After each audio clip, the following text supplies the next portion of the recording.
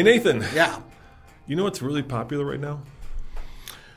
Yes, I do, actually. Special types of swimming suits. The ones that are kind of like Speedos, but they're a little longer. They're like skin-tight Speedos. No, I don't know anything about skin-tight Speedos. Oh, damn. I guess I'm the only one. No, what I was talking about was big-ass SUVs. Oh, those too. Yes. Huge SUVs are very popular right now. They're having kind of their moment in the light right now. For some reason, everybody wants one of these big, family-hauling, massive trailer towing, off-road going, overland, possibly driving SUVs. Yeah, they are. And it's a funny time to want it, too, because gas is ridiculous.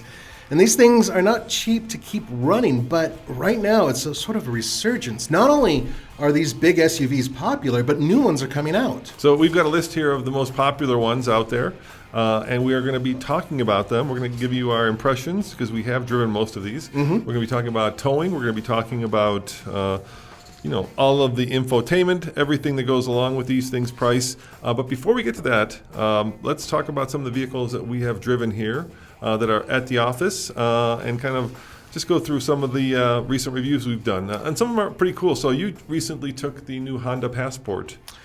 Yeah, I took it to Tumbleweed. Yep. And over at the ranch, I got to take it into the snow. Now, the cool thing about that is that about 3 months ago, I took it into the Borrego Desert. Right, this is the adventure one. Right, this is the Honda Passport Trail Sport. And they're not full-blown off-road vehicles, honestly. It's not. But they look off-roady. They look kind of off-roady. They're really not. But it performed really well on rough surfaces and everything but, say, rocks. It can do quite well. So I took it on snow at the ranch and had a chance to really flick it around and have a great time. It did really, really well. That video just came out.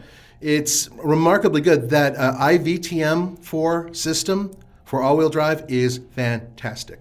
So you can select different modes, right? You've got like sand, snow. Yep. And does that work, or is it just... It really does work, and it can send up to 70% of the power to the rear, and then it does torque vectoring, where at the rear it can move it around, so you can use it on the asphalt when you're driving around or off-road. So it does a little bit of both, and it does it effectively. And because it's the Passport as opposed to a Pilot, it's a little bit smaller. It has better off-road angles. It has better, ground clearance, better approach angles, stuff like that.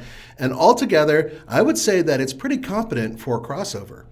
So if you guys are looking for an adventure-looking vehicle, yeah. I mean, you know how we are, right? We like things that are actually real versus appearance, right? And this thing, like Honda has these tires on it that have like Firestones. That have this like pattern on the outside that makes it look like they're off-roady, but the actual tread pattern is just a standard. It's just a all season. Yeah. But it did really good in the snow. Did it? Okay. Yeah, those tires are actually decent in the snow, but off-road, I've taken them off-road, and they were woefully unprepared for off-roading. So if you're serious about off-roading, the IVTM4 system works good. The tires do not, so just switch the tires. How about room? I mean, it's a very roomy Really, really roomy. Yeah. You and I could sit in there, and we're really big guys, and we wouldn't touch shoulders or even come close. It's as wide as a minivan, pretty much, because it is based on a similar platform. And let's face it is the male version of the minivan, right? And they made it a little bit more. Well, I guess the Pilot would be because that has the third row. This doesn't have a third row. This just has two very big rows. So they added some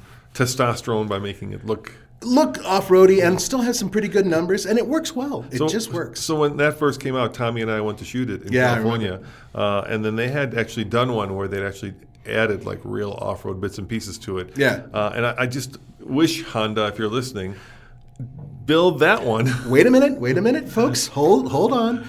Honda told me at the event, they straight told me that they will have other components available very soon for that vehicle, which will make it even more off-roady. That's tires, wheels, suspension, possibly armor, and more. Yeah. Making it closer to the vehicle that you reviewed. Yeah, because there was I remember they added some color to the inside, right? Like the stitching was orange. Yeah. Because orange is off-road.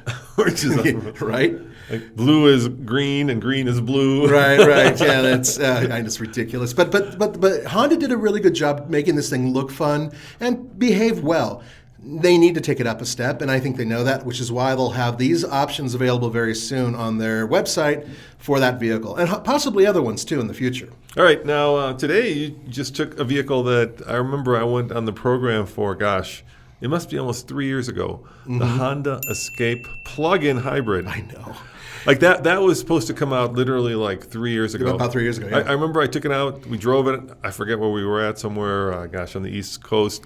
And I was impressed by it. And then it kind of got lost in the shuffle, right? It's basically the chassis that also underpins the Bronco Sport. Oh, and more. There's more to it than that. This car is the granddaddy also to the Ford Maverick. Yeah, also, exactly the same Two of powertrain. the most popular non-F-150 based vehicles or non-pickup truck based vehicles that Ford is selling right now.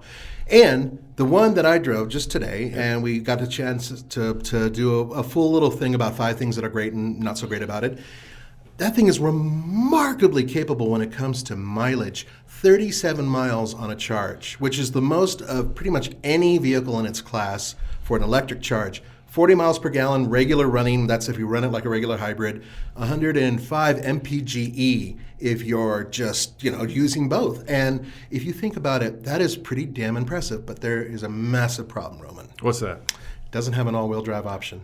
Really? Yeah, so only front-wheel drive. Only front-wheel drive. Right, Whoa. which is the same problem that they have. So maybe they're thinking like, hey, if you want the 4-wheel drive, get yourself the Bronco Sport. Or other escapes. Right, You can get a hybrid Escape, which has a mechanical 4-wheel drive system. But not the plug-in. Right. The plug-in hybrid does not have all-wheel drive. And interesting, so the Maverick hybrid, the regular hybrid Maverick, does not have all-wheel drive currently, although there's rumors that they're going to work on that. So I'm thinking that they're going to take the plug-in hybrid system, which works really well from this vehicle, pop it into the Bronco Sport, which makes total sense, right? And also the Maverick, which makes total sense. But they need to add an all-wheel drive system or else they're going to fall on their face. Yeah, especially since like the king of that segment right now, the one that is vastly popular is the RAV4 Prime. Which is super powerful compared to this. The RAV4 is a monster. It's a monster, right? Yeah. If you guys can get one and you're looking for a vehicle that's not just off-road kind of capable, but certainly very quick. Over 300 horsepower. And then I think it's got, 40 miles of range, all electric? Something to that effect, yeah. It's really good. So that one is just, It's a beast. Yeah. And if Ford wants to compete, which is, this is a direct competitor, right? In many ways it is. Yeah, they need to step up their game. Yeah, they do. But this is a good start, even though it's a big question of why did it take them so long? I think they had issues with batteries. Yeah, that may have been it. Because I think there was a story we covered where they were starting to catch fire in Europe. Not in America, but I think in Europe they had some fire issues. And that's a big issue. Correct me if I'm wrong in the comments. Yeah, by all means. Yeah. Lithium-ion batteries do have that issue, and this one is a 14.1 kilowatt-hour battery. But here's the thing, pretty Roman. big. You and I drove something very similar to this years and years ago. Which years was? and years. The C-Max, remember that? Oh, yeah, the C-Max. Yeah, I know nobody wanted it, but the C-Max was cool. It had the battery was about half the size of this one. MPV, people hauler. It was a people hauler, and it was really, really. It was under Alan Mullally. They were trying to bring European cars to America, and that segment, that people hauling segment, which we call minivans in America, but they call people movers. Kind of a wagon, really. Yeah, but They thought maybe, and it didn't. It didn't. If they made it look like a crossover or an SUV, it probably would have sold a lot more. But that technology has been around for a long time at Ford. 2017, we're talking about. So this version of it, it's a big question mark why it took so long to get here. And it would be great if you guys are listening or watching. Let us know if you've heard anything as to the reason why it took so long to get here. So I was in California yesterday, Nathan, driving and I can't, I hate saying this, but I'm just saying why I was out there. I don't I hate when podcasts say, I can't tell you about it, embargo, but I can't until March 22nd. But I was driving the new Porsche GT4 RS. I hate you, but yes. Okay. But the interesting part was I saw gas at $6.50 a gallon. Yeah. And this was outside of Big Willow. If you're from LA, you'll know where that's at, I hope. Mm-hmm. In California, it's a racetrack. And I think we're heading that way. I stopped, I had to get gas. It was $4 a gallon for the expensive stuff for here. For the premium? Yeah, and I think it's going that way. And obviously the reason for that is because what's happening in the Ukraine. And of course our hearts go out to the people of the Ukraine. We feel horrible about what's happening, but we also kind of feel that you don't come here to get more depressed. Right. We don't talk politics here. Right. So if you ever wonder why we don't talk about politics, it's because we don't talk politics here. We talk cars and trucks. So we figure people come here to get away from that. But we did want to just mention that. Absolutely. A lot of us have friends and family, and it's a scary situation. So what we're going to do is we're going to say that hopefully gas prices will come down when this is resolved. But just But they're as going to go importantly- up before they go down. Oh, of course So that's it's why- going to get worse before it gets better. Yeah, so that's why I'm bringing up these kinds of, So I remember back in 2000, when was it, like 9, when gas prices went through the roof? It's 2008, 2009. Yeah, remember, and everybody, like, you couldn't get a Prius to save your life, right? Yeah, I know. And I think we're going to see the same sort of thing. I think there comes a turning point where people start to change their buying decisions based on the cost of gasoline. I agree 100%. And I have a feeling that right now we're hearing that, 2% of the people right now are buying electric vehicles. I think that's going to triple. All electrics, yeah. Yeah. That's going to blow up. It's going to go through the roof. And rightfully so, because it's a lot less expensive to run an electric vehicle. Especially if you charge at home. If you charge at home, which I do. Yeah. You know how much I've paid for charging my daughter's car in 2 years? It's been 2 years now. Now, you should mention that you have one of the 2014 Nissan? No, 16. 2016 Nissan Leaf. It has the larger 30 kilowatt hour battery. My daughter has been trying her hardest to butcher the poor car since we bought it, but it's been really good. It's a good little, reliable little car. So far at ChargePoint and one other place, I think I combined in 2 years that I've spent about $11 to keep it running, and we put on about 15,000 miles in 2 years. And that's mostly $11 like public charging. Yep, public charging. At home, it's a totally different story. Right. It's about $50 a month Right. that it costs, which is still a hell of a lot less than filling it up. And my daughter drives the crap out of it. Yeah. It looks like all the prevailing winds are blowing gas going up to right now. As we tape this or record this, it's like 111 per barrel. Per barrel, and I think it's probably going to go up from there. Well, they say it's going to drop a little bit with the Fed opening up, the Federal Reserve. Yeah, but they did that 2 days ago, and it hasn't. It hasn't dropped yet. Yeah. Yeah. Well, we'll see what happens. But the thing is that these vehicles are still really, really popular. These giant SUVs that we're going to be talking about, and none of them get particularly good mileage. So here's the thing, right? I think this is going to do two things. I think it's going to explode hybrids and electric cars, right? Yeah. Because, the one hybrid that I think is way undervalued is the Prius. We just had the Prius here, right? And Tommy was getting, get this, 56 mpg. 56. We got a bunch of little motorcycles here. Yeah. The Triumph I think that's rated. It's a 1200 cc Scrambler. That's rated at 56. And this Prius, which is a car with like doors and windows, And actually a lot of cargo space, too. air conditioning. Yeah, it just gets crazy good mileage. Now, bear in mind, that was the Prius without the all-wheel drive. Right, that was the front-wheel drive one. Right, you can actually get two different other types of Prius. One that has all-wheel drive, and the other one that's plug-in, right? Isn't there the Prius Prime? There's a Prius Prime. Yeah, that's there's it. a Prime, and then there's all-wheel drive. But I'm just saying, I think they're going to get very popular. I would agree. And little mini motors, I think, are going to get very popular because we've got a little Navi here for the bike channel, and that thing gets over 100 miles a gallon, and so does a little Monkey. So we'll be fighting over it. Do you want the Navi or the Monkey, Nathan? The last thing you want is a big fat guy like me riding a monkey around. So you want the Navi? That sounds really crazy. Yeah, the Navi's a little bit bigger, so it's still a weird-looking bike for people to hop on. No, I think, thank you very much, but I think I'm good with electric cars. Electric cars will be just fine for me, or plug-in hybrids. Yeah, but your daughter's going to have that. You're going to be fighting for that. No, she's going to school. I'm going to get rid of her and keep her car and drive it around, But I do agree that there's going to be a major shift, and it's going to happen soon, I think. Right now, obviously, it's hard enough just to get a car. Yeah. But I think that they're going to see a big shift with some of these other vehicles that have been undervalued and underappreciated that get really good mileage, and they're going to come back into vogue just like they did in 2008, 2009. The other thing that I think is going to come back into vogue, speaking of looking into the future, are probably diesels. For a long time, let's face it, Volkswagen kind of took the diesel and shot it in the head. Yeah, no, seriously, they did. And then kicked it. Thanks, Volkswagen. And then kicked it and then shot it again. And FCA did too. I mean, a lot of other companies did their part, but weren't the only ones. Volkswagen really was the catalyst. Yeah, we know that. But right now, what's funny is that other companies that did have diesels just recently got rid of them. Right, Like GM. that straight six is a magnificent. That's really good. That's still out. Yeah. Fortunately, that's But popular. Ford got rid of theirs. Ford got rid of With theirs. the Lightning coming, yeah. Right. That was not a good diesel, though. It wasn't great. It was based on a Range Rover design or something. FCA, Stellantis still has theirs. Yes, they do, but only in the trucks. But in terms of cars, there are very few diesel cars out there. Yeah. So let's talk about what diesel cars are left out there in the market. Now, GMC just recently got rid of their Terrain, I believe. It had a little diesel in it. I don't think they sell But that that anymore. straight six does go into some of these big vehicles that we're talking about. So you could get an Escalade. Yes. We'll talk about that in a second. And Suburban and whatnot, yes. Yeah. But and that's a wonderful powertrain. But that's different.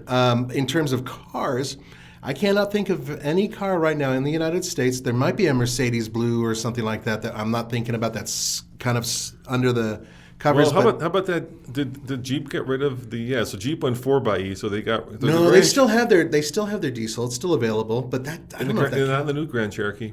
No, I'm not talking the Grand Cherokee. I'm talking about the Gladiator. You can get it in the Gladiator. Gladiator and Wrangler. You can get the. Yeah. In the Gladiator and the Wrangler, you can get that diesel. Yeah, but they're doing the 4xe that's coming out soon. And I say that because if you guys have been following, our other podcasts that you and Andre do sometimes, the truck podcast, I just happened to be towing today a skid steer. We're doing a new series, by the way, called Thank You for the Name. Brilliant Nathan came up with the name, Taming Tumbleweed. And we're doing kind of like a version of Clarkson's Farm, except with a ranch.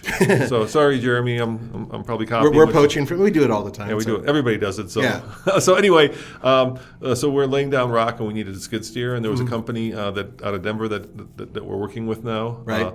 That lent us this Caterpillar skid steer, and a trailer, because Andre's got the trailer in Arizona, right? So I was towing 11,000. Actually, David was towing 11,000. With the Cummins 2500 Ram. What kind of fuel economy do you think David managed to get towing from downtown Denver to the ranch? This is our new Cummins. This is our new Cummins, towing 11,000 pounds with a Cummins from, I'd say it's probably about 60, 70 miles, maybe, something like that. Yeah, on the highway, mainly. What do you think he managed to get? 7 miles per gallon. 15. Wait, while towing? Yeah. 15 mpg. How the hell did he do that? Because it's fuel efficient. Damn. Yeah, that's way better. See, that's the thing, is that people tend to skew, and I totally forgot how efficient diesels can be. Yeah. So let's put that into perspective. Andre just towed down to Phoenix our F100 with the Tundra, and he was getting, I think, 8. Yeah, that's where my head was on that. Yeah, and that's less weight. That was like 8,000, maybe 7,000, something like that. Completely different powertrain, but the Tundra is built to tow. Yeah, I mean, it runs at low RPM, and it's still. I mean, that's not twin turbo V6, Cummins 15. Wow, that is really impressive. Amazing, huh? So, I mean, unfortunately, I don't think automakers can hit a button and bring back diesels that they just recently discontinued. It's difficult to go backwards, right? But I think that you'll see perhaps more of these large SUVs. Yeah, I think there'll be a spike in those like Volkswagen Group 3-liter diesels, right? So there was obviously a Touareg that had it. Right. There was a Porsche that I don't know if the Porsche still has it. I'm sure they don't. You think they got rid of it? The hybrid. The U.S. the word they diesel. Had a hybrid diesel, I think. I don't know about a hybrid diesel. I don't know. I don't know about our market. I know they had a diesel. I know they had a hybrid. I could Google it, but you guys can Google it too. Yeah, you can. But no, I think that in our market, currently only trucks are diesels right now. I can't think of a diesel car that exists in the United States. Which is a Jeep. It's a Jeep. Yeah. I don't consider that a car. Really. Yeah, and Escalade, right? Tahoe. You can get those with the. But those are trucks. Yeah. So where are we talking about them in the car podcast? I know, seriously. Well, I think one of the reasons why is because this is cross pollination. These vehicles appeal to car people and truck people. Yeah. Sure. And we always had a hard time figuring out if this goes on car or truck. Right, and this particular one, because I think that this really does kind of fish into both bowls.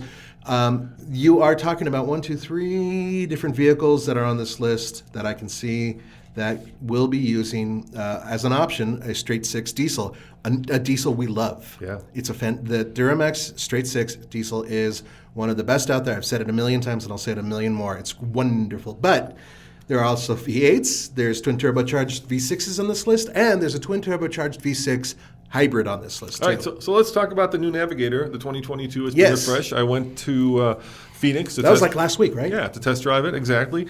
And Ford basically gave it a facelift, and they gave it some new colors, some new options, some new wheels. Basically, the vehicle, I'll go over the notes here, has a 440 horsepower, 3.5-liter twin-turbo V6, 10-speed automatic, tows 8,700 pounds, with a base price of about $90,000, and it's one of the most, according to your notes, powerful and luxurious vehicles in its class. And I'm not wrong about the powerful part. No, I was actually driving the Manhattan Black Label. Yeah, Black Label, which was this beautiful green color with this really cool. And there's a walk around video over at TFL Car, or just go to TFL-studios.com where we put up all of our videos. Anyway, the thing about this vehicle is The styling is kind of mid-century modern. So imagine like, what was that show with the ad agency? What was that one called? I have no idea what you're talking about. The ad agency with the guy with the Mad Men. Yeah. Oh, that. So that's mid-century modern. Okay. Right. So that's the vibe they're going for. So they're right? going for that Skinny 1950s, ties, late early 1960s. Yeah, I got you. Skinny ties, skinny suits. The way I dress daily. The way we don't dress at all. Cigarette in one Right. hand, martini in the other. I try for that, but I can't pull it off. I'm married. So that's mid-century modern, right? No, I get you. believe. And so it's very American. It's a very American form of luxury. Obviously competes with some of the other cars that we'll be talking about. And I was astoundingly getting like 18 mpg driving it from Phoenix to Payson. If you think about the size of this vehicle and the fact that it weighs 3 rows. Yeah, 3 rows is a full-size truck. It's a big boy. Yeah, and this is. Did you drive the L model or did you drive? I drove both of them, but Okay, the one where I got the fuel economy wasn't the long one. It was just a regular one. But it's probably within it's pretty like close. that. I'm holding up my hand. It's like a big muskie size difference. Okay. Well, the point is that's pretty impressive for a gas engine. EcoBoost has come a long way from the early days to where it wasn't very efficient. Now it's much more efficient. I think the part that really makes it efficient is right here, the 10-speed, right? Yep. It gives it a lot more range and it makes it much more almost like infinite overdrive in some ways. And super smooth between shifts, from what I've been told. Now I get the whole design ethic in terms of what they were saying, but I don't see the Lincoln Continental that I love so much in this. Yeah, it's a little, so I'll give you the good or the bad. Okay, please. Which would you rather have first? Bad first. So it's a little bit like that dude at Thanksgiving dinner who should have pushed himself away from the table, like 2 helpings ago. So you were at my Thanksgiving last year, huh? That was a comment, by the way, that somebody wrote down on my video. So I didn't come up with that. I can't take credit for it, but it's a fair comment. Yeah, it's a little on the bloated. On the bloated side, yeah. I mean, everything is big and voluptuous, and the seats. I think the seats have 80 different ways of adjusting themselves. I've heard a lot of people absolutely love them, though. Did you like the seats? Didn't you? Once you figured out the 90 different or 80 different things you had to do? So what you can do is obviously, figure it out. Then you've got the little touchpad where you can have your own user preference. So once you get it comfortable, but getting it comfortable, dude. It takes a while. Right, because not only does the side bolsters, right, but also the back not just does this, but then there's another push-in in front of the back, so not only reclines, but then it also kind of folds forward. You understand what I'm saying? Yeah. Pulls it, so something pushes forward. Yeah, where your back is. So the entire seat folds forward, and then there's a cushion that also folds forward. And then you've got the coolest thing about it is you got those thigh supports. How on European cars you pull them out. Yeah. Well, these are 2 of them. They're 2 separate, so they roll out. So you can individually control your thigh support. So if you've got one leg that's shorter than the other, which I actually do. So I get it. I totally get it. I think that's cool. And it's a seat game, and then it's an electronics game, and there's always the contest is always going to be that way, right? I look at this vehicle from the outside. Aesthetics are really important to me, and I think of it as I like the grille. A lot of chrome. Yeah, I like what they did with the grille because it does remind me of the older cars, but that's it. Everything else is just kind of a little too Ford Expedition-ish for me. Fair enough. Yeah, and so the other thing they did, which was interesting, is they took wood, which you'd expect, real wood. Yeah, real wood. And then for the first time ever in history, that's what Ford says, they laser etched. Like you have a dark piece of wood, and then it laser etched into that wood, like the wood that is, in the front of the passenger dashboard, right? If you've got the Manhattan package, the Central Park package, you've got Central Park topographical map lasered etched into this wood.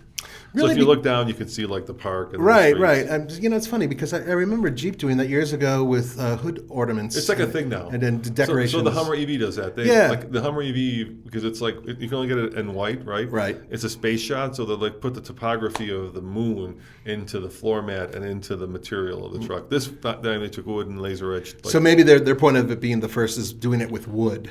Perhaps or laser etching, yeah. Okay. I don't know, man. It's a nice touch. They want it to be exclusive. I totally get that. And then it's got a push button transmission, which I can't stand. But a lot of people are doing that. In fact, half the vehicles on this list do that. And here's the part that I really didn't like. Okay, plenty of room. Actually, plenty of room in the back seat and plenty of room in the way back seat. So it's big. Yeah. But here's the crazy part. So remember, a lot of these vehicles had a standard low range. Yeah. This doesn't have a standard low range. Oh, It doesn't even have all-wheel standard drive? locking diffs. You can get it all-wheel drive, but you have to get the right package. So you got to get like the Black Series, which you can get up to like $120,000. And then there's no way to engage low range or lockers. The only way that you can do that is if you have it. If you've got the higher end spec, then you've got those Ford different terrain management modes, right? So if you engage like slippery, it might engage the locker. You know what I mean? Or maybe I see what you're saying. You know what I mean? So it's feeding power differently based on what you decide to choose. Yeah, based on the terrain management mode. Yeah. So you have no way. First of all, you don't know. You have to ask, and you have to look on the Monroney to see if you actually have the low range, Right. or the locking. Actually, not even a locker; it's got limited slip. Okay. So some of them don't even have limited slip. Some of them are just four-wheel drive open diffs. Okay. And then if you get the right one, you might get all-wheel drive with limited diffs. And then if you get the really right one, you might have all-wheel drive with limited slip diffs with a low range. But there's no way to engage it. Like I say, you have to know what drive mode. Okay. So I found that very confusing. Yeah, it's confusing just hearing about it. So the bottom line is that if you wanted to get an actual 4x4 version of this, that you would actually take it off-road occasionally. Get the Explorer Timberline. Explorer Timberline or Excursion. Timberline. Expedition Timberline. Yeah, Timberline. Gotcha. Yeah. Okay, that makes total sense. Yeah. Don't get the Lincoln. I think they're thinking this is a truck for the city, not a Yeah, truck. it sounds like all-wheel drive would make total sense. And there are other automakers that do that with all-wheel drive. We've actually had experience with an old Escalade that had all-wheel drive. Yeah. And that's going to be a lot more, far more prevalent on a feature thing we're doing, which is called Go Big. TFL's Go Big, I should say. And that's coming up in the near future. And Up on truck. Yeah, that's our next series. It's season 3 in our No Pavement Needed. Yep. So anyway, so that's kind of the Navigator. It's not inexpensive. It's big. It's luxurious. It's powerful, and it's not an off-roader, I would say. No, it's not. Now let's talk about its direct competitor, which I think is the Cadillac Escalade ESV. All right. What about it? Now that one is 227 inches, whereas in the Navigator is 221, and that's the L. Yep. So it's still a bigger vehicle. The Navigator L, is that 221 on the L and the Navigator? Yeah. Okay. All right. So it's a little bit bigger, 6 inches. Yeah, it's 5 bigger. inches, yeah. 420 horsepower, and that comes from the 6.2 liter V8. We had a lot of experience with it. It's a solid engine. It is. But not as powerful as the one that Ford has. But you can also get that 3-liter i6 diesel, That's the one I which get. makes 277 horsepower. Bear in mind, very, very torquey powertrain. Maximum towing, 7,500 pounds. And the base price for the Cadillac is $79,295. Yeah, good luck with that. Yeah, seriously, you're never going to get that. Yeah. And it is currently the Escalade for years has been the best-selling Cadillac builds. Yeah. And in the very near future, they've already announced, we already know it's coming, a powerful V version is coming. We don't know what the output is, but it's supposed to be a beast with a supercharger. Yeah. So, my take on the Escalade is it's probably the best Cadillac you could buy because it represents a different kind of American luxury, right? It's not mid-century modern or whatever the heck that design is. It's more art and science, right? That's the design theme. But let's face it, it's just big, bold, and like in your face. It really is in your face. I was just at the airport waiting to get picked up, and the guy said he was driving. We'll get to this in a second, a Yukon, but then a bunch of black Cadillacs came by, and with that light strip going down the side, it's pretty it's like the car that like the gangsta would drive.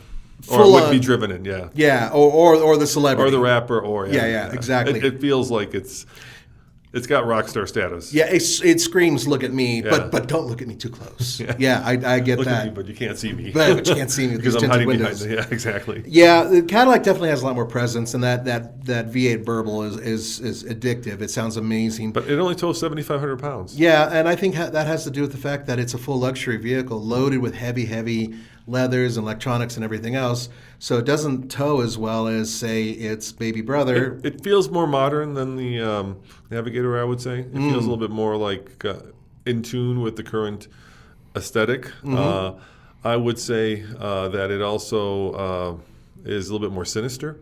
Yeah, I would agree. You know what I mean? Yeah. And in terms of opulence, it does have this giant screen. Remember, you can get it with this all the way across. all the way across, and it, both actually.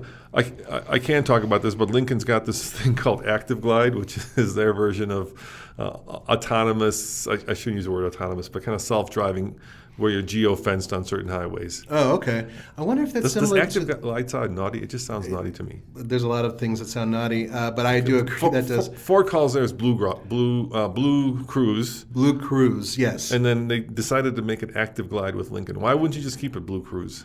Because they want to separate Ford, which is known as the Blue Oval. But it's the same thing. It's the same. I agree exactly 100%. I'm just technology. telling you. But see, Cadillac and GM, they are together with the word Super Cruise, and there's going to be an Ultra Cruise coming out soon. Okay. So, and Cadillac, or actually General Motors, does trounce Ford/Lincoln with that Super Cruise system. Andre and I just did a podcast about that, by the way, which should be out about the time you guys are hearing this. So Ford's Active Glide, Lincoln's Active Glide, is $500. How much is GM's? I cannot tell you. I do not know. I know it's part of packages, though. Okay. Yeah. I just don't have the price in my head. Which seems just shockingly cheap when you compare it to Tesla's full self-driving, which is $12,000. And I'm not talking about Tesla's full self-driving beta. I'm just talking about Tesla's full self-driving and the difference between that. So we should talk about that, sure. right?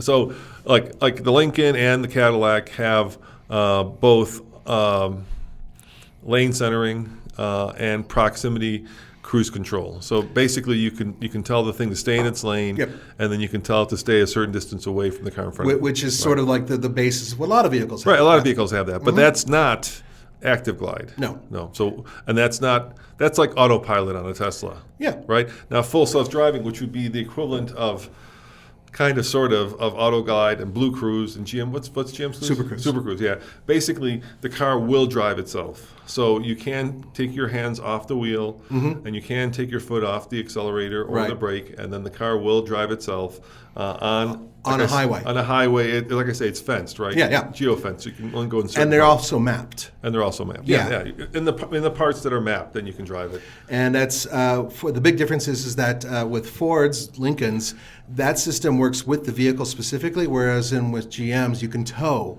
and do you can also have it right, towed. so you can't do that with Ford's. And Tesla does the same thing with full self-driving, except now there's full self-driving beta, which works everywhere. But according to a lot of videos online, it doesn't work very well everywhere. Yeah, it spasses out, and there have been some few crashes too and whatnot. But the system is remarkable, and they are changing the algorithm of it, and they're using cameras instead of radar or radar instead of cameras. So, they're doing these changes with Tesla. So here's, I used Active Glide, and here's my takeaway, right? Please. So the way Active Glide works is, and it's the same with GM's, right? It monitors your eyes. Among other things, yeah. Yeah, so as long as your eyes are on the road and not on a device texting or, looking at your wife with passion and that's as long as they're on the road, right? Or your girlfriend, boyfriend, whatever it is. It lets you, if your eyes are wandering for whatever reason, then it warns you, and then eventually it says, nope, you got to drive the vehicle yourself. Right, and that also has to do with other types of input as well. So it monitors whether or not you've touched the steering wheel. Am I correct? No, you can keep your hands off the steering Completely wheel. off the steering wheel. Okay. Yeah, so that's why I said it's like full self-driving. Okay. So basically, with lane keep, right, you have what I call a steering wheel nanny.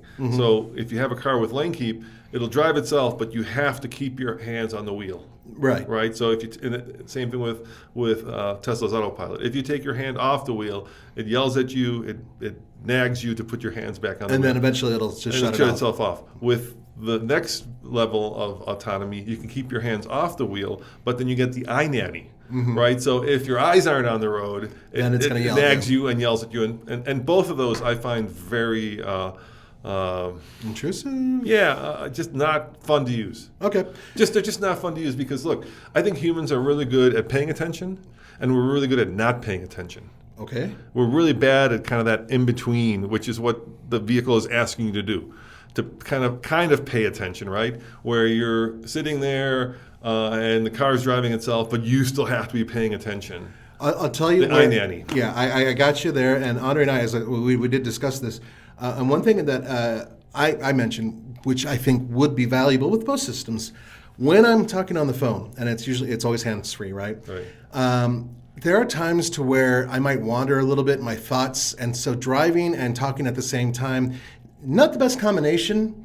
But if I were on autopilot going cross country, let's say, and just letting the car take care of it, and somebody was talking to me, let's say my wife, and she's yelling at me, which would be nothing new, I would probably be pretty cool about being in this total, idle mode and still looking ahead, especially when I say, honey, I'm losing attention. The car is correcting me. I have to go.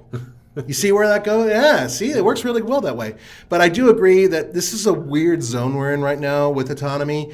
I personally would love the thing where it's either no autonomy or all autonomy. Yeah, you know what I mean? Where I hit a button and say, just take me home. Or not paying attention. Right. We're really bad at that, and we're in that weird middle space. Yeah. And you got steering wheel nannies and iNannies, and it's just no fun. It's just super stressful. Right, because the idea of the car driving itself is you can just relax, right? That's what's in your head. You're like, hey, I can just relax. I can check my email. No, you can't. You can just sit there, and at that point, I'd rather just drive it myself. Yeah. If I'm going to have to pay attention to the road in such a way that every 2.5 seconds something beeps at me or yells or a light shines at me, I'll just drive. Yeah, I like long distance driving, so I don't mind doing it. But as I said, there are a couple times where I can see this being valuable. But you know where it really works in stop and go traffic. Yeah, because that's no fun, right? When that and sucks. then the car just kind of locks on the car in front of you. Yeah. As long as you're paying attention and it keeps the distance and everything else. That's fine. Yeah. Yeah, I agree 100%. Let's move on though, because we've covered those two. Quickly go over the Chevy Suburban and the GMC Yukon XL. Yeah, basically same length, things. Yeah, they're both the 226 inches basically. Base engine is a 355 horsepower 5.3 liter V8, which is not adequate for those. The one that is adequate is the 6.2 liter V8, or as we said before, that inline 6 diesel is fantastic for it. 10-speed automatic transmission, maximum towing 7,800 pounds. Yeah, plenty for most people. Yeah, I would agree. Big boat, big camper. Yeah. Now, by the way, when we're mentioning maximum towing, often it's dealing with the rear drive versions of these trucks. And not the all-wheel drive. Right. All-wheel drive tends to lower the numbers, and usually the larger engine tends to lower the numbers too because of weight. This is still the leading SUV in all of the SUVs that are on this list, and that's because it's a Suburban. And Suburbans are just super popular, and they always have been, and they may continue to be because they recently were seriously redone. So a couple things that people may be wondering, how do these three compare? When I say three, I mean Escalade, Suburban, Yukon, and Navigator to each other. There's a couple key features. First of all, the Suburban and the Yukon have a low range, right? Or they have 4Auto. So they have low ranges, right? Yeah, which is a little bit different than the Navigator. They also have air suspension in the back, which is cool, or available air suspension. The Lincoln Navigator does not have air suspension. You're kidding? No. For that money, it doesn't have air suspension? No. So Holy only cow. in the back on the Suburban and GMC, but nevertheless, it's good because it gives you a softer ride. Oh, yeah. It stops you from squat. Actually, I think you can get full air suspension. I thought it was full air suspension. Yeah, because I know that the Tahoe does. The Tahoe definitely has it because you can raise it. Yeah, the Tahoe Yukon definitely have it. Yeah, so that is, and I know the Cadillac has 4-corner air suspension. Yeah. So I'm really surprised that the. No. Are you sure the Navigator does? Yes, 100%. Holy cow. When they told me, I was like, "You sure?" Just like they're like, "Yeah, I know." Wow, that's strange. Yeah. Coil springs, dude. Yeah. Okay. Well, Ford knows what they're doing. I know it has a nice ride. I've heard from you and other people that it's a nice riding vehicle. There's 5 tire combinations, and I think 4 of them are 22s wheel tire combinations. That's really big. Yeah, that's big. And that kind of takes some of the spring out of your it steps. does, exactly. Okay. Well, so speaking of the let's Ford can actually regain some face here with their Ford Expedition Max. Yep. That's a very different vehicle. We just did a video on that from the Chicago Auto Show. Really? Yeah, Okay. me and Andre did a walk around. It is 221 inches long. That's the Max version. And there's 3 different powertrains, and I was a little confused about this, but it's 380 horsepower is the base powertrain. Once again, twin turbocharged 3.5 liter V6 is all of these are. 400 horsepower, or the HO puts out 440 horsepower, but I believe they're trim dependent. I want to say it's the Raptor engine, right? Yeah, the Yeah. But this is based on trim. Yeah. 10-speed automatic transmission, maximum towing can go up to 9,300 pounds, but that's with the non-max version with 2-wheel drive, so not the long one. The long one is 9,000 pounds, which is still really good, and the base price is $66,295. And I got to tell you, every Expedition I've driven over the past 5 years has surprised me. Yeah, I liked it. I actually liked it a lot. Given the choice between that and the Navigator, I'd go for that. Oh, hell yeah, I would. It's cheaper, and they have that new off-roady one, right? Right, they have the Timberline edition, which is definitely the one I'd go for. So Yeah. if you want one that actually goes off-road and has the off-road goodies, then go for the Ford Expedition Timberline. Which we will hopefully be getting here at TFL at some point. Yeah, we'd love to review it. Yeah, and there's also an Explorer Timberline. Yeah, I want both, and I want them here, and I want them here now. So Ford, if you're listening, please, we love you. Okay, so that is a pretty good vehicle all around, and we took one to Moab even, and that had the FX4 package, I believe, and that did fine. It did really well. I really do wish it had a solid locker, but so what? It does well. How about we move over to Infiniti? What do you think? Yeah, the Happy Hippo. Yeah, the QX. They just refreshed it. Yeah. 400 horsepower, 5.6 liter V8 out of the Titan, of course, right? Yeah. 7-speed automatic, max towing 8,500, base price 70,000. Surprisingly popular, right, in California, Beverly Hills. Yeah. It's kind of one of these. I'm going to call it niche vehicles, right? Mm-hmm. Where it fits into a certain niche and into certain communities, but it's certainly not as popular in any shape, way, or form as like the Suburban or the Yukon. Not even close. But what it is a giant luxury vehicle that Infiniti recently refreshed it and gave it a beautiful interior. So it's a very well-appointed interior. Yeah, and it's the sister brother to the Armada, which we'll be talking about soon. Yeah. And then in terms of the underpinnings, they're pretty much the same. Here's the thing with this and the Lexus, right, which you just drove, so we can talk about that. Right. They're just not big enough, Nathan. Yeah. In this world, size matters. Width matters, length matters, towing matters, and I think the Japanese just have a hard time getting their mind around the fact that like the Escalade or the Lincoln Navigator L are such freaking big. They're buses. This is like a half a school bus. Yeah, they're huge. Yeah. And but the thing is that with the Infiniti and Nissan and Toyota and Lexus, those vehicles are really the size of like the Yukon or the Tahoe. They're smaller size. They're closer to that. So here's a question, okay? Yeah. At what point do you, Jill, she works with Tim, right? Yeah, Jill Simonello. Hi, Jill, how are you? She does this thing like where does she fit, right? Where she does what she kind of still what you used to do. Yeah, it's all right. Are you okay with that? Yeah, I'm fine. Jill, before you did it, Nathan used to crawl into trunks. And, 12 years ago. Yeah.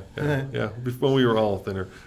That's okay. Anyway, it's okay. So the question is, she's small of stature. She's like 4'8". I think she's like 5'1". Okay. Anyway, but everything looks short to you. Yeah. So. She's a shorter young lady, and the question is, when she gets in an Infiniti QX80, and maybe Jill, if you are listening to this or watching, let us know in the comments below. Do you feel like the difference in size between the QX80 and, let's say, a Suburban is that much more important to you, where you feel like this is more manageable, or are they just both so big that they overwhelm, like? Your parking situation. So she lives in the city of Chicago. Right. And how do you park? Maybe you can't park. I mean, at Suburban, you can barely park in your garage. Probably not. Probably not in most. Yeah. But can you? Maybe the defining feature is that, the Infiniti is smaller, and so it becomes usable for city dwellers? I don't know. It may be. I do know that the seating position in all of these vehicles is very different. And actually, I think Jill would be much more comfortable driving an Infiniti or the Nissan, because those seats really do cater to shorter people. Honestly, that I've seen personally. Whereas in some of these other vehicles are perhaps a lot longer to get, harder to get to the steering wheel, harder to reach the pedals. Fortunately, most of these have adjustable pedals and steering. So that could be one of the things. But on top of that, I do agree that there's a size differential that has never been made up by the Japanese. However, with that being said, I have a feeling, and we're going to come up to this one very soon, that the Japanese have recently cooked up a winner amongst these. Yeah, the Lexus LX 600. Nope. Actually, it's not the one. All right, which one? The Toyota Sequoia coming up. All right, well, let's get to the Lexus LX 600. That I think is going to be great, but I think the Sequoia is a better idea. 210, which is small. The Lexus? Yeah, you said 201, sorry. Yeah, 201. 409 horsepower, twin-turbo V6, same as in the Tundra, 10-speed auto. Well, it's the hybrid V6, first of all.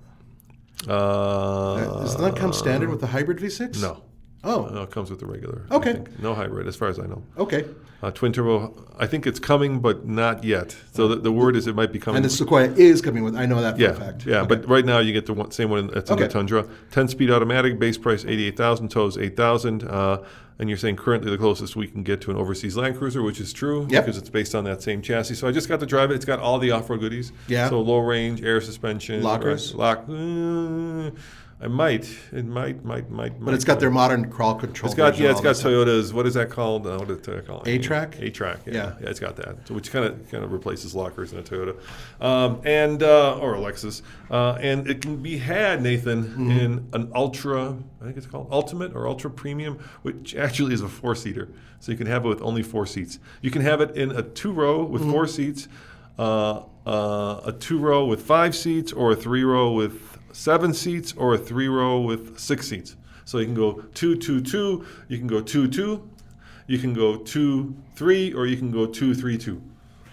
I'm so confused, but I get what you're saying. You see what I'm yeah, saying? so they have a lot of different configurations for it. Confused me too, but the ultra premium one is pretty crazy. Those back seats are like private jet seats where they recline, and you got the little thing that comes up under your foot. And I want to say that gets up to like $140,000 or $50,000. I'm sure it does. Kind of competes with the Range Rover Autobiography. But anyway, it's a big old Lexus, not as big as a Suburban or an Escalade or a Navigator, but nevertheless, it's got that kind of button-down Toyota luxury. So, fine leather everywhere, real wood everywhere. Right. And it's got Toyota's new infotainment system, so love it or hate it, you're going to get it. Yeah, that new 14-inch screen. Yeah, big screen. Yeah, it's...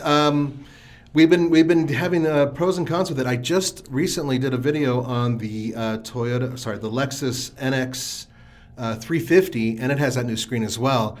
And I got to tell you, there's a lot of pros and there's a lot of cons. I hate the user. I don't want to log into my car. The user interface drives me crazy, and it's not... Any manufacturer out there, please don't make me log into my car. Simplify. Just keep I hate logging into my computer. Yeah. My phone. Why are you making me log into my car? Yeah. I just want to open the door, push a button, and drive. Yeah. Do I have to log in every time I want to go get some milk? It's just crazy. Yeah, I know. And this system was doing the same thing. And it's supposed to log you in with your phone, but half the time you may not have your phone, or you forget to turn your Bluetooth on. Or somebody else drives it, or somebody whatever. else drives it, yeah. Or you and your wife both have a log into it, so it's confused as to who's driving. Just don't make me log into a car. That's my rant. Sorry. Yeah, no. Your rant is absolutely justified. It drove me crazy.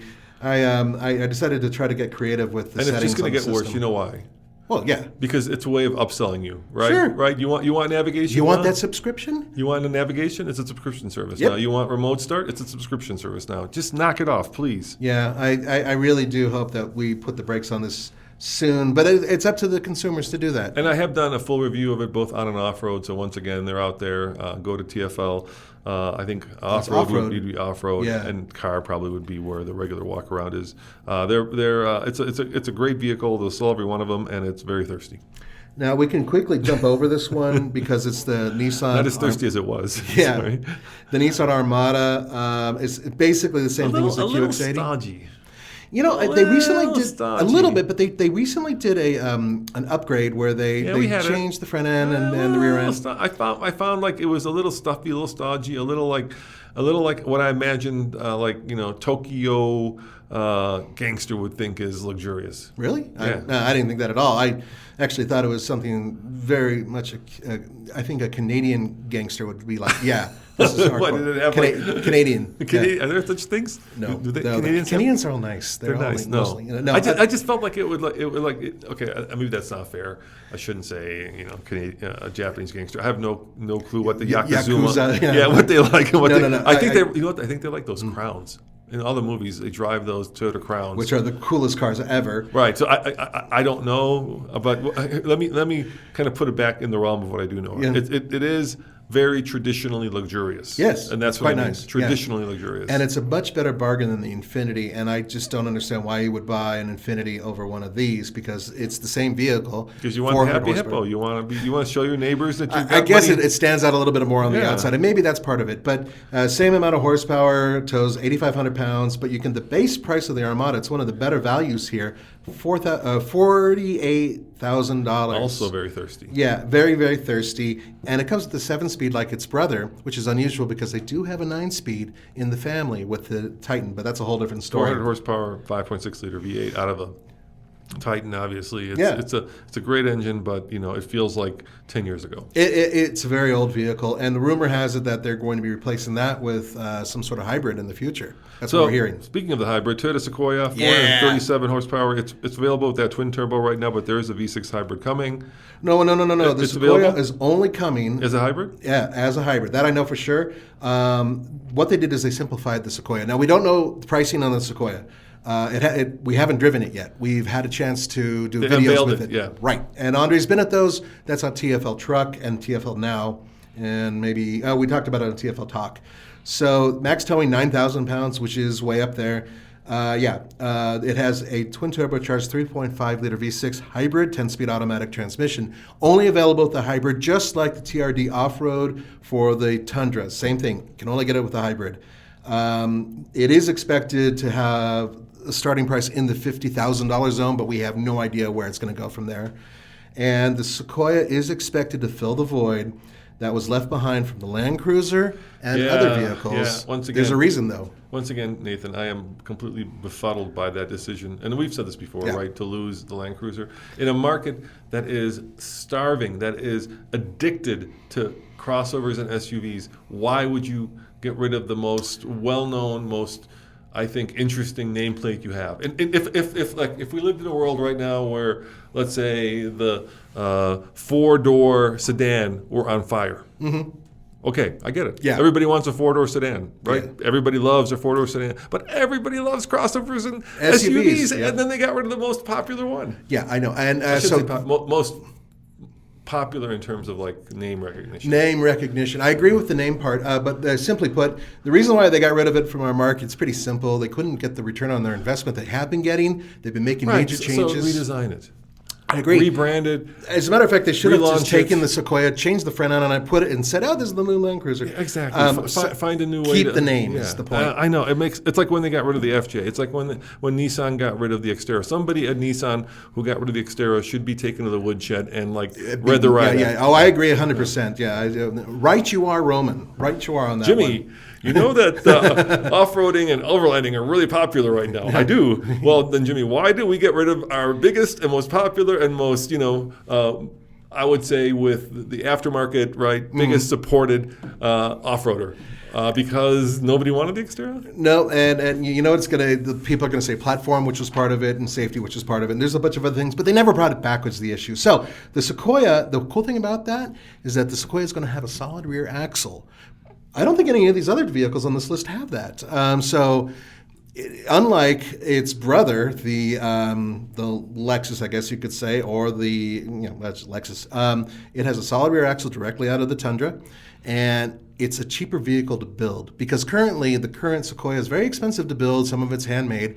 They're going to be building this at the same plant that they're building Tundras at, so they share a lot of components. I think they're moving, Tacoma and the Tundra were built in San Antonio, and I think they're moving some of the production of the Tacoma to Mexico, right? Some of it's going to Mexico. And then the Sequoia is going to be built in Texas. In Texas, in San Antonio. That's what I believe. So, yeah, it's going to be an interesting vehicle. I actually like the looks of it better than the Tundra. I think it's a better looking vehicle. And some of the numbers are really impressive. I think it works, that big maw works better for some reason. Well, it's not quite as big. For one thing, they cut it down with a different bumper in the front and the head. Just a couple little tweaks made it, I think, better looking. Still no tow hooks. So, curse you, Toyota, without the tow hooks. I don't understand. But in terms of the rest of the numbers here, they look really impressive. Hey, by the way, speaking of the Tundra, Andre just towed with it down to Arizona because we're doing a project called Chargezilla. Once again, Nathan came up with that name. Hey, that's me. Yeah, that's Nathan. So we're taking that F100 and we're electrifying it with our partners down there. It's going to be a huge series. Yeah. It's our most ambitious. But because we've been towing so much with the Tundra, we're almost at our 10,000 when we let them go. Oh. We're going to be very close to that. So we've only had it for 3 months now, but we're going to hit 10,000 really quickly. Yeah, we just hit 5,000 last now we're going to be at 7. Because we're going cross country. Yeah. So if you guys are interested, if anybody's interested in buying our Tundra, it's going to be up for sale. Vehicles are really hard to get. Ask a TFL truck. It's red. It's the limited, and let us know if you're interested. There's a couple videos out there on it. You might be able to learn a little bit about it. There's also, a couple, yeah. but I think that it's going to be about a month probably before we are able to sell it. Pretty soon, yeah. I mean, we're pretty much, and we hopefully have some other trucks coming. I don't want to talk about them. No, can't do that. Because I don't know if we're going to get them. That's why we don't want to talk about them. So it's time, I think, to say adieu. Normally we keep them much longer, but we've hit put a lot of miles on it. a short amount of time. Exactly. Yeah. So let us know if you're interested. Please don't lowball us. We know what it's worth. Yeah. Seriously. Don't if we want to do that, we can go to Vroom or Carvana and get seriously. I'll give you $40,000 for it. I'll give you $5. No. Yeah, please don't. Yeah, and we would really appreciate if you didn't send us emails just asking questions about it and then not actually responding, because that happened to me when I was trying to sell the Blazer. Or just watch the video. If you have any questions, watch the video. Just watch the video. There you go. And look, we know, like I said, we know what it's worth, and we have to take that money and turn it into another vehicle. So we're not going to be making a profit off of it. We just want to put it back to work, making more reviews and more videos of different trucks, because I don't know how many more videos we can do with the Tundra. I think we've done about everything. Yeah, and there's other products out there to be bought, and there's other products coming out, and we're going to try to keep our fleet fresh. Yeah, it's like the lifeblood of any new car company is new product. The lifeblood of any reviewing site is new vehicles. Yep. All right, the last one on our list, Nathan: Jeep Wagoneer and the Grand Wagoneer, 214 inches, so it's a little bit shorter than some of the others. It's a little bit shorter than some, but a little bit longer than others. It's actually longer than Next the page. It's a little bit longer than the Armada and the Lexus. So it's got two powertrains, both of which are relatively thirsty. 392 horsepower, 5.7 liter V8 for the Wagoneer, and then 471 in the big old Hemi 6.4 liter V8, 8-speed automatic, max towing, dude. 10,000 if configured. That is the most. That is crazy. It's a beast. It's by far the most.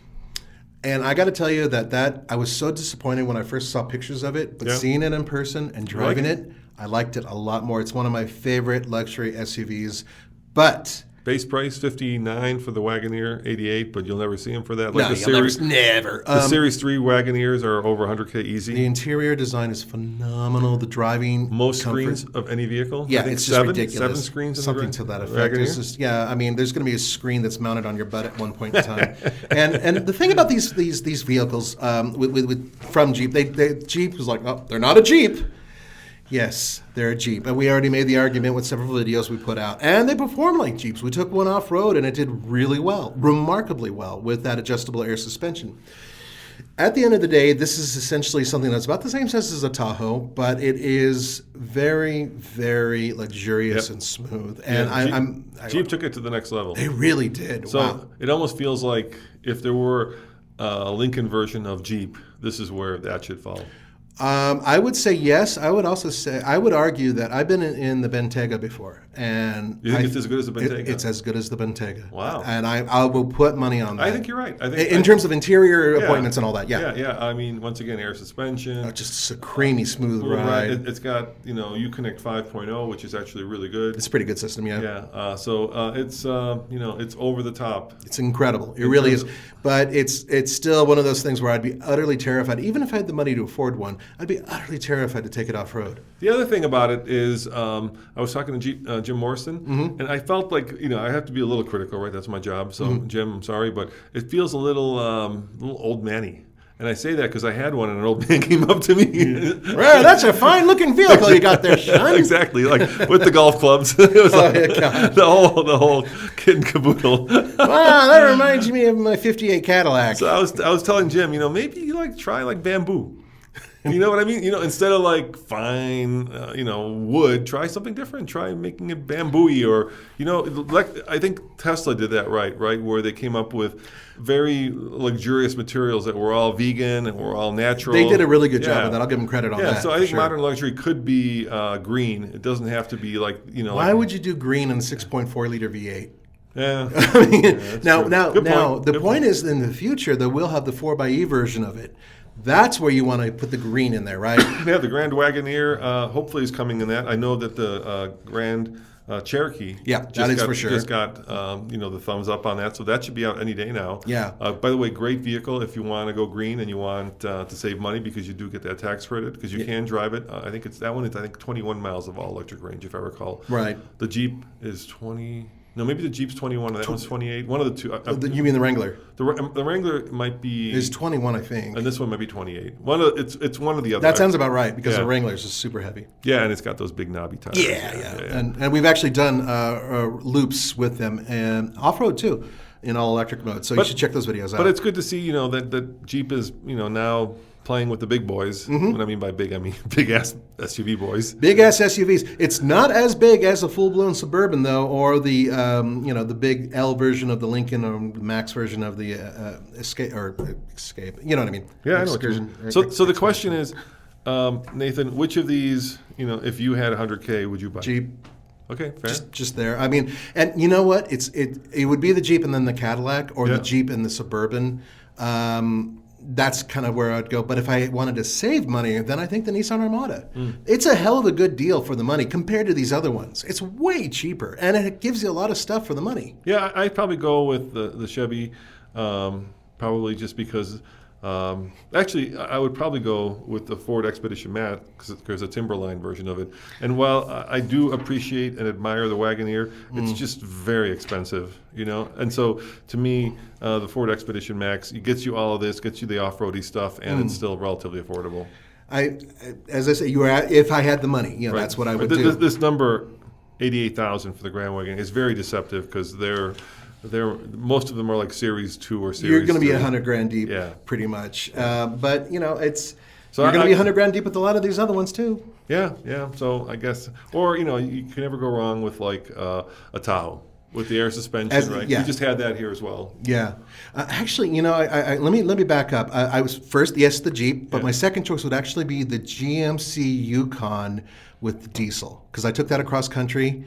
And I adored it with that diesel. It was absolutely the best road trip vehicle I had ever driven. So those are the two. There you go, guys. Well, thank you for joining us for this fun episode of Big Ass American and Japanese. I was going to say German, but Germans don't. No. Germans don't build anything like that. Yeah, Not yet. They don't. Yeah. I wonder why. Well, because an X9. Dare we say it? No, because that doesn't have a frame. These all have frames. A Q9? No. Where do you go? No, you don't go anywhere with those. I mean, the Mercedes-Benz probably has the largest one. Volkswagen could do it. They could do it, but they're not going to. Volkswagen could do it. They're not going to. They're going electric. You know what they do? You know what the Germans do? When they go big, they go van. Well, yeah, which makes total sense. Right, they're too logical. Germans are logical, exactly. Even though they'll make controls that are befuddling because they'll make a turn signal hard to use. They'll be like, why would you buy this when you could buy a Sprinter? Yes, Sprinter van makes more sense. Yeah, you could put 12 people in there, 15. Exactly. See, but that's the whole thing. So, not to put anybody down, I actually, all these vehicles are quite good. There are deals to be made, I suppose, but right now in today's market, good luck finding any of these anywhere near MSRP. Yeah, I know, dude.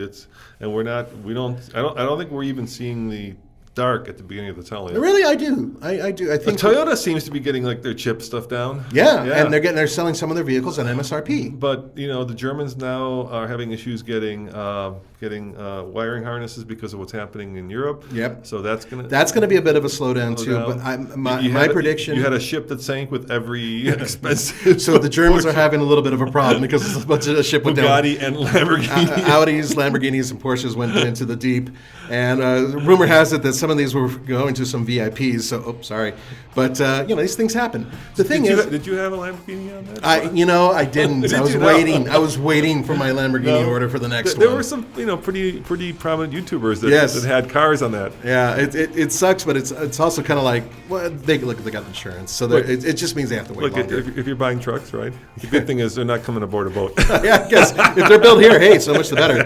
There you go. All right, guys. Well, thank you so much for joining us. Thank you, Patreons, for supporting us. We appreciate that as well. Without your support, we couldn't do what we do. Yep. Remember, go to TFL-studios.com if you want to see all of our videos, podcasts, TikToks in one place. And as always, Nathan, thank you, and thank you guys. See you next time. Ciao. Cheers.